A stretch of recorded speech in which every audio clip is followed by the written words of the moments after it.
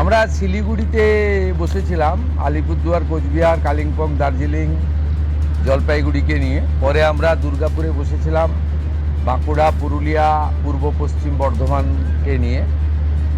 আজকে এখানে আমরা নদিয়া, উত্তর চব্বিশ পরগনা এবং হুগলিকে নিয়ে বসেছিলাম।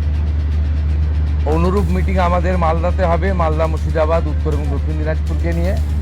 অনুরূপ মিটিং আমাদের কোলাঘাটে হবে, পূর্ব পশ্চিম মেদিনীপুর, ঝাড়গ্রাম এবং হাওড়াকে নিয়ে।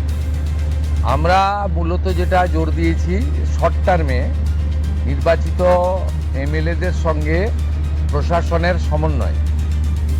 একটা নতুন ব্যবস্থা চালু হয়েছে, যেখানে শাসকের আইন নয়, আইনের শাসন।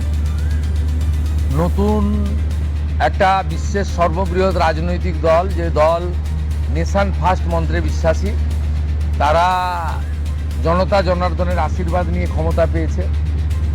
নতুন ব্যক্তিরা এমএলএ হয়েছেন, মন্ত্রী হয়েছেন, মুখ্যমন্ত্রী হয়েছেন।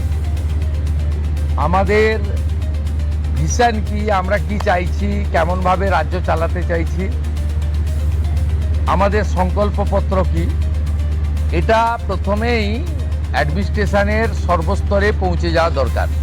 সেই উদ্দেশ্য নিয়েই আমরা কিন্তু এই পরিক্রমাগুলো করছি। আপনারা এর আগে